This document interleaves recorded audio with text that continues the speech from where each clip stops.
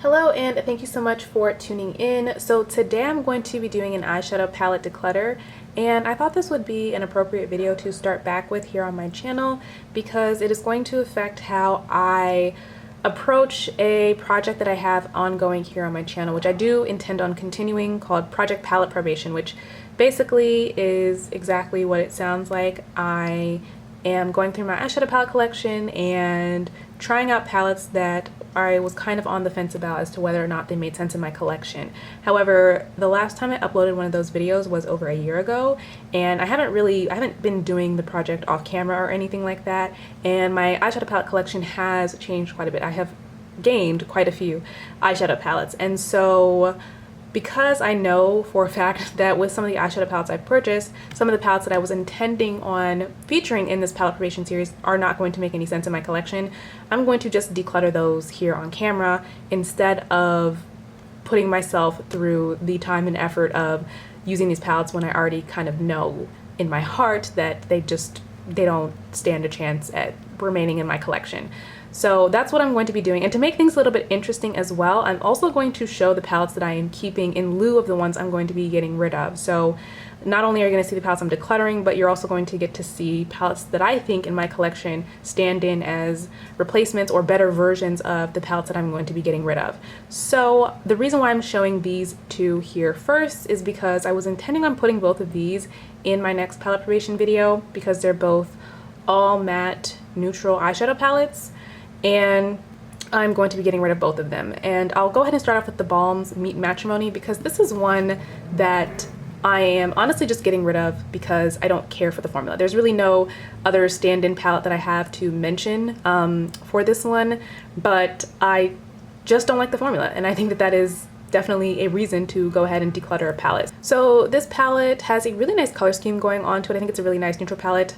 I'm very drawn to it with the exception of these two shades, which I wouldn't use on my skin tone, but the rest of the palette does appeal to me. Unfortunately, the formula is just not good. And I think I did mention that in my collection video. So this was one that I kept, but I said I was going to put in my palette probation project. And the thing is, the formula isn't good, and I mentioned that in that video. Nothing has changed. You know, I have tried to work with this palette and it doesn't work, and I'm not going to be able to get it to work.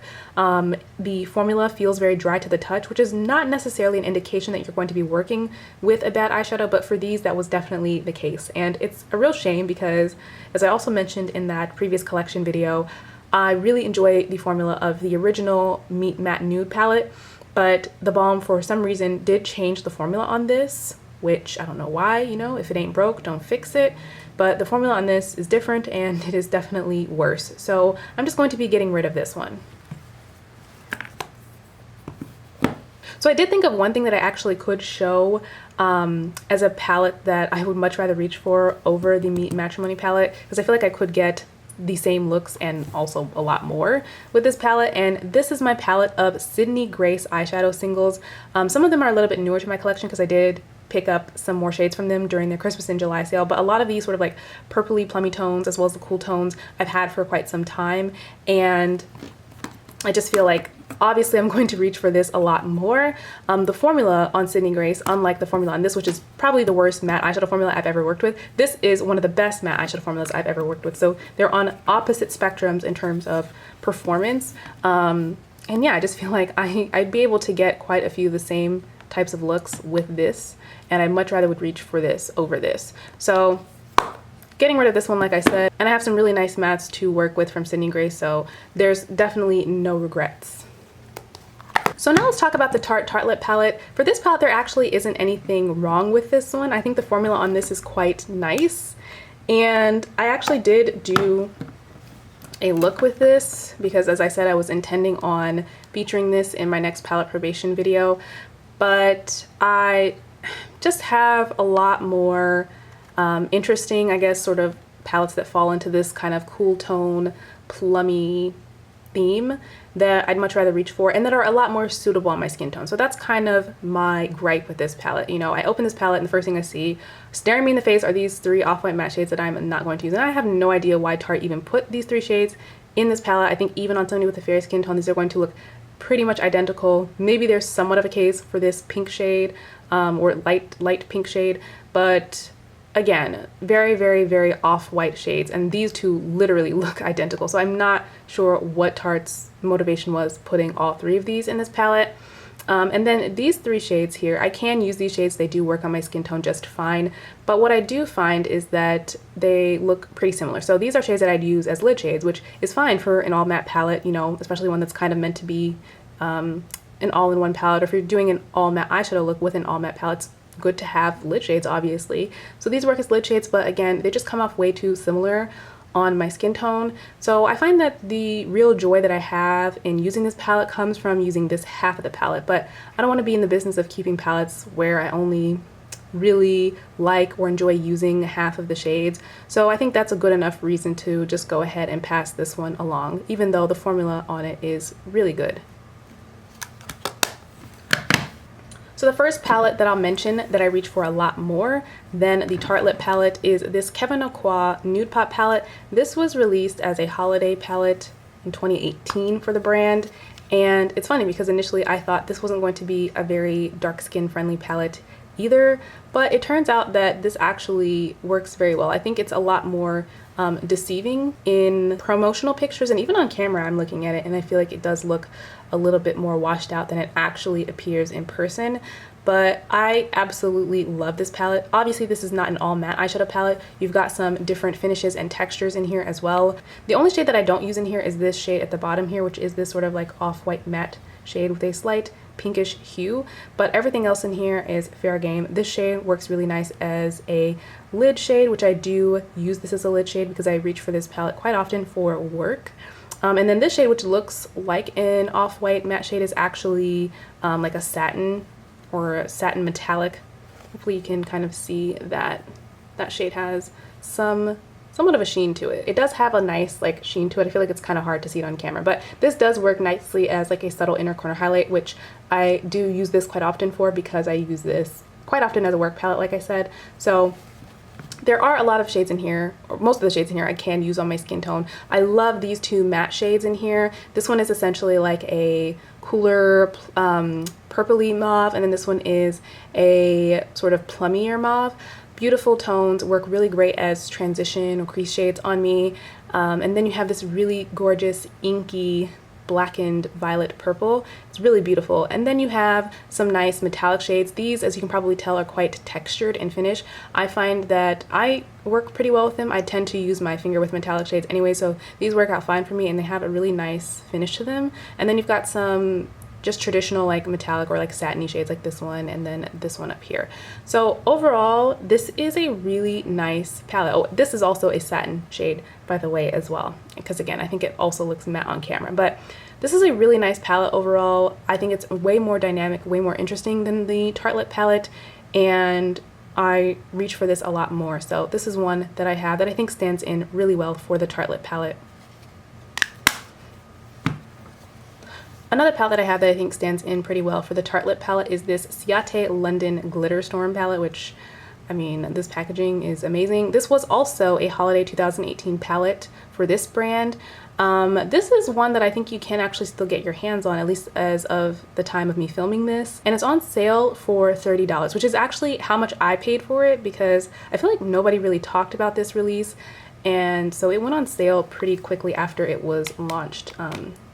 Still during like the holidays. I think this is going to be harder to see because of the packaging, but these three shades at the top here are all glittery shades. So again, this is just a much more, you know, texturally interesting palette over the Tartelette palette, obviously. These two shades are more so like satin shades, and then these four shades on the sides here are matte shades. So this is the only one that I don't really use on my skin tone. It looks a little bit deeper and richer than some of the other off-white matte shades that I've pointed out, but it does have quite a white base, so unfortunately it still comes off quite chalky looking on me. But I do use the other matte shades in the palette. This is a really nice sort of just like mid-tone pinky mauve color, and then you have these two colors, which they might look a little bit similar in the pan, like they just look like really, really deep shades. I'll go ahead and swatch these so you can kind of see them, because again, I think the packaging is kind of throwing off what the actual shades look like. So these are those two shades on my finger. This is that more sort of purpley plummy shade, and then this shade here, which it looks like a brown, but it actually does read a little bit more sort of like mauve-y.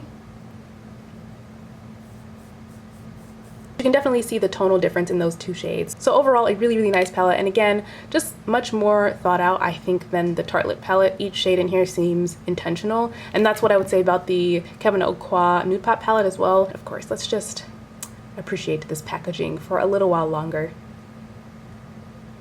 So these next two palettes are Colourpop palettes, and these were slated to be in my palette probation project as well. But I just know, not even that deep down inside, that I don't want these palettes anymore. So I'll first start off with the Yes Please palette, which is this one here. And this palette looks like I've used and abused it, and I promise I've only used it like 2 or 3 times. So packaging is definitely a flop for this palette. But I just find that this palette reads a little bit too warm for me, which is interesting because I do like warm tones. I will say that I've been gravitating more towards cool tones lately, which is even further reason I should just go ahead and get rid of this palette. But I think it's the mix of the really like bright pops of warm colors with the very bland blah neutrals in here that just makes me never want to reach for this palette. I think that is what I've discovered in looking at other warm tone palettes in my collection that I enjoy. Interestingly enough, one of the other palettes in my collection that's quite warm that I really enjoy is this one. Now, you're probably wondering if you know what this palette typically looks like on the inside. What are you talking about? That palette is more cool than it is warm. Well, actually, the Mauve palette did have some warm tones in it as well, but it's got like blues in it. I actually modified my Sol and Mauve palettes. So basically, I just took the shades out of both that I liked the most, and I put them in the Mauve packaging just because I liked the color of this more than the Sol's packaging. But this is what my palette looks like. So if you know, just take these two blues out and you see that this palette reads very, very warm.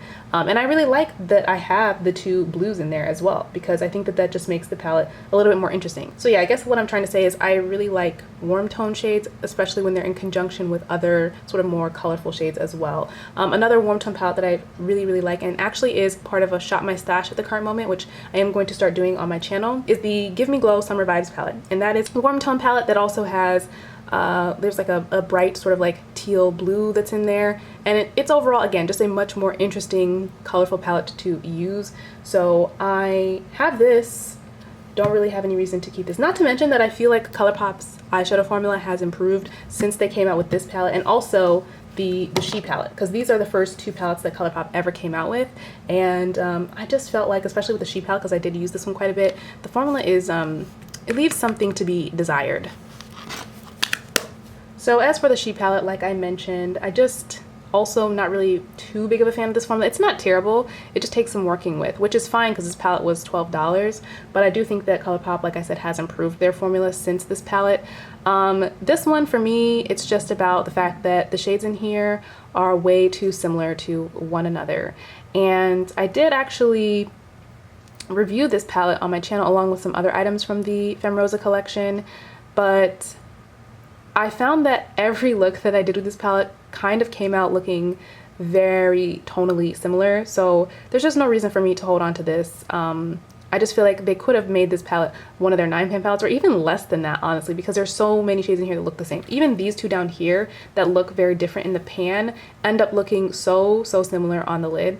So I'm not gonna hold on to this. That's like one of my biggest pet peeves with palettes, because I feel like palettes are an opportunity to try out a bunch of different shades, and I don't think that there's any point in having a palette that is filled with the same shade over and over again. You might as well just buy a single eyeshadow at that point. So I'm going to get rid of this one. So the palette that I reach for a lot more than the She palette, that I think has a similar theme to it, is this Huda Beauty Mauve Obsessions palette. Now this palette I actually did have at the time that I filmed, I think, my collection video, where I said I was going to feature this palette, the She palette, in my palette probation project. But these were a little bit newer. These Huda Beauty Obsessions palette were a little bit newer to my collection at the time. So I have used this a lot since then, since that collection video, and this palette, as well as some of the others, are some of my favorite palettes in my collection. I think that the color schemes of them are typically pretty well done, and this just has, again, I think a very similar color theme to the She palette, but just it's more versatile. Every shade in here, again, has purpose, has an intention. There's no 2 shades in here that look exactly alike. Even ones that maybe kind of look similar on camera definitely don't look that way once you start swatching them. Like I feel like these two metallic pinks, they kind of are coming off a little bit similar on camera, and honestly they do look kind of similar in person as well, but this one is much more of like a strawberry, like icy pink, and then this one is much deeper in tone, and they kind of have different finishes as well. So you can see those two tones are very, very different, even though they looked kind of similar in the pan.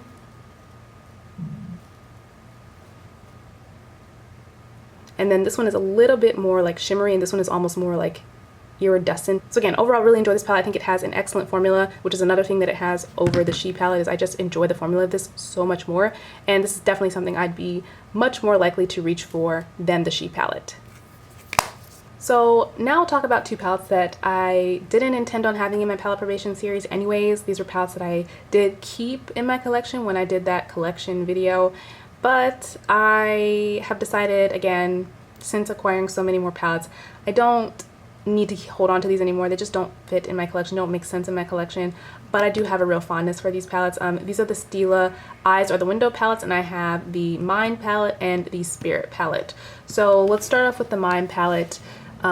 This is an all matte eyeshadow palette, and they have these really cute inserts. It's just one of those typical plastic inserts that people tend to lose, but they had quotes on them that kind of matched with the themes of the palettes, which I talked about that in my collection video, so I won't belabor the point here. But this is a really, really beautiful all matte eyeshadow palette, as you can see. But of course, what do you think really annoys me every time I open this palette? It's these shades right here that I don't really use on my skin tone. Or I wouldn't, not don't really, I don't at all. 100% don't use these shades.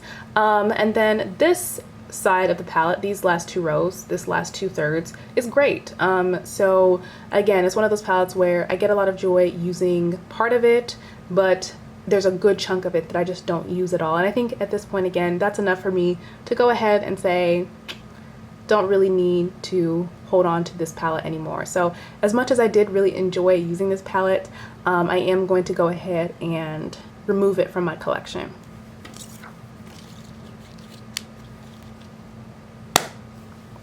One palette that I have that I think is a good stand-in for that Mind palette that I honestly do need to get more use out of is my Viseart Dark Mattes palette. Now this palette obviously has a lot more color to it than the Mind palette, but it does have some similar really rich deep tones like the Mind palette. And obviously I'm also missing some of the cooler tones that were in the Mind palette. There's a couple of really nice like grays in here, but for that, I mean, kind of refer back to the Sydney Grace palette I showed earlier. Those tones are in that palette. So between this and that palette, I don't really, again, need to keep this palette. And with the fact that there are those 4 shades in there that I'm not even going to touch, it just doesn't make sense for me to hold on to that when I have other palettes in my collection that I could and should be giving some more attention to. So I love this palette. I love the fact that I can use all of the shades in this palette on my skin tone.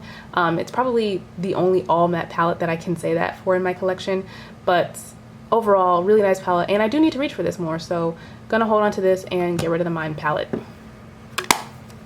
Now let's move on to the Spirit palette. This one is a mix of satins and mattes, although it's mostly sort of satin shades. And I did really enjoy using this palette in conjunction with the Mind palette. Like, I feel like, again, these 2 rows and then the last 2 rows of this palette went really well together for me, which is probably why I was able to overlook the, you know, really awful first rows in both palettes. Because as you can see, this palette suffers from a similar problem. Now, the first 3 shades in this row are shimmers or satin finish shades, honestly, and then this one is a matte. But again, all 3 of these, what is the purpose of them? I feel like only one was really necessary.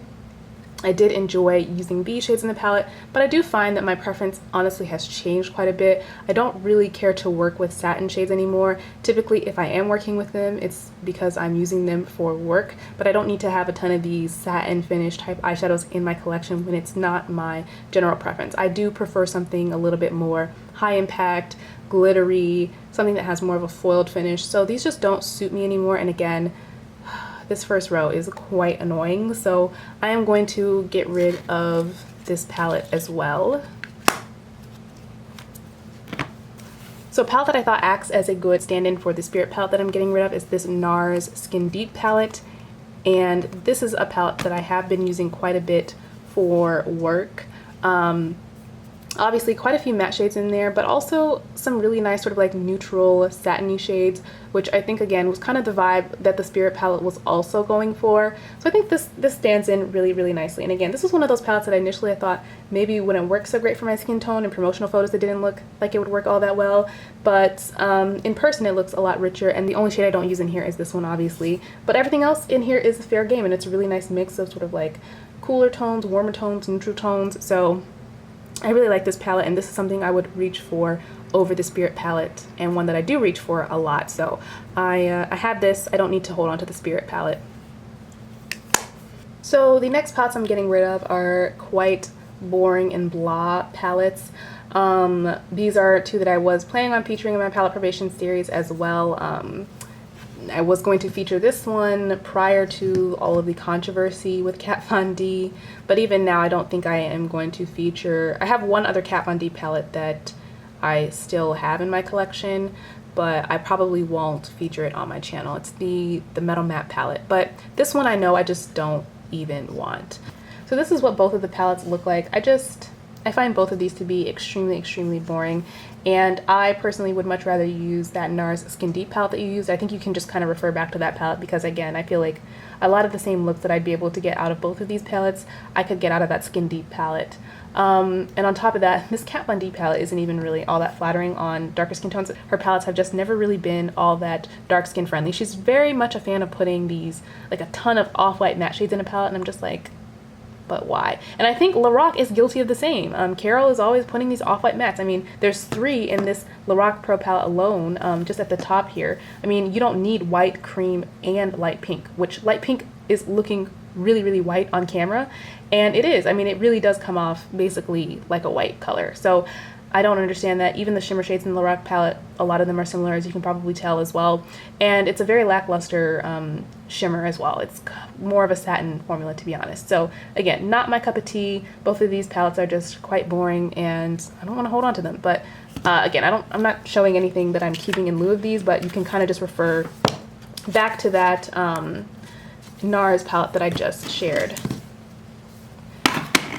So another palette that I'm getting rid of, unfortunately, is this Too Faced Sweet Peach palette. I mentioned in my collection video that I didn't want to put this on probation, but I had to because the smell of it was so offensive, and that's really the reason why I'm getting rid of it. It's been over a year since I made that video, and the smell on it is still just as strong as it was when I first got it and back when I made that video. So I don't think it's going away anytime soon. And it's not even that the smell is bad, it's just really strong, and for me, headache inducing. So I just can't hold on to this palette, unfortunately. I would like to. I think it's actually a really nice palette, really nice color scheme. In fact, I don't have anything to share that I think in my collection is similar to this. However, I will keep a sort of mental note of what this palette looks like, or I may even just save a picture of it, because I would like to recreate this color scheme or something similar to it using my own single eyeshadows, because I know I can do that with my own single eyeshadows. I have a large single eyeshadow collection, so recreating this color scheme wouldn't be hard. But I will say kudos to Too Faced on this color scheme, because I do think it's a really nice color layout, but unfortunately the smell is just too much for me. So next up, I want to talk about a palette that actually wasn't in my collection video. This is one that was more recent. I bought it in 2018. This is the Huda Beauty Coral Obsessions palette, and it's really beautiful. It's stunning to look at. However, I was not as impressed with the formula of this as I was with the other Huda Beauty Obsessions palettes, which is why I'm going to be getting rid of this one, essentially. I also find that this isn't very dark skin friendly either. It doesn't look like it would be that terrible on my skin tone, but a lot of the shades, even these like brighter coral shades, they just have way too much of a white base to them. So formula wise, these aren't great. I found them to be kind of patchy, and they looked really chalky as well. So I am definitely going to be getting rid of, I just dug my fingernail into that shade. I'm going to be getting rid of this one. But ironically, I think there is another Huda Beauty palette that actually stands in really nicely for the kind of tones that are in this one. And that is this, which is the Warm Brown Obsessions palette.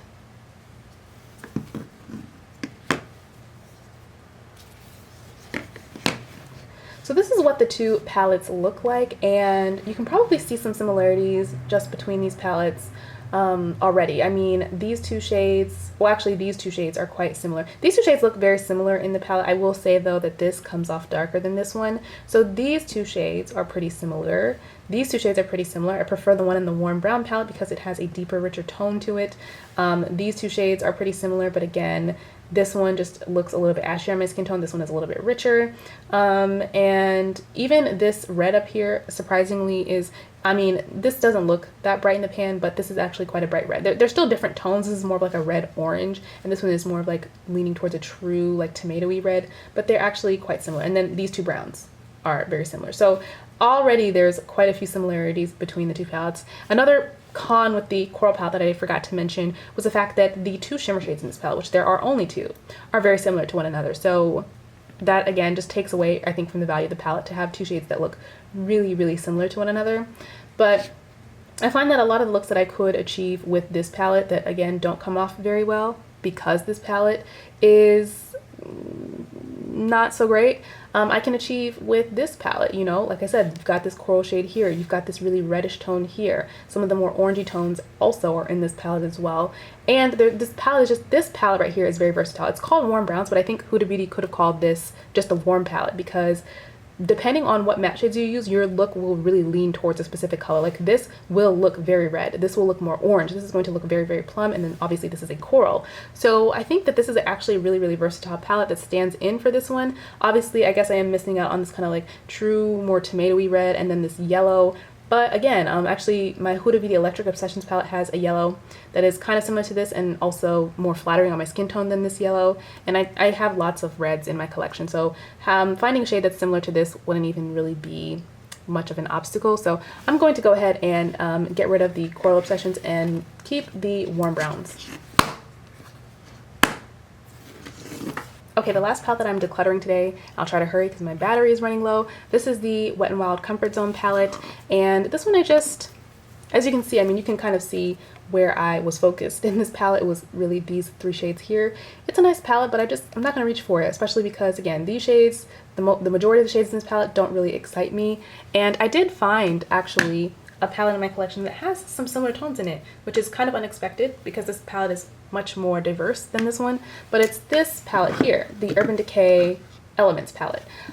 This one has some of those green tones, as you see, very similar to the green tones in the Comfort Zone palette, and it also even has that sort of blue-brown shade. So I'll go ahead and swatch it so you can kind of see. And the greens in this palette I would much rather reach for anyways over the greens in the Comfort Zone palette. So that's what those shades look like, just kind of like swatched out on my finger. And I'll just swatch them really quickly on the back of my hand as well.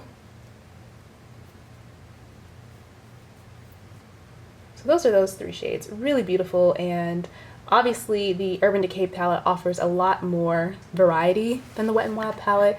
So I'm just going to pass this one along and hold on to the Elements palette, which honestly I forget that I have this palette. So this is a good reminder to myself to use it.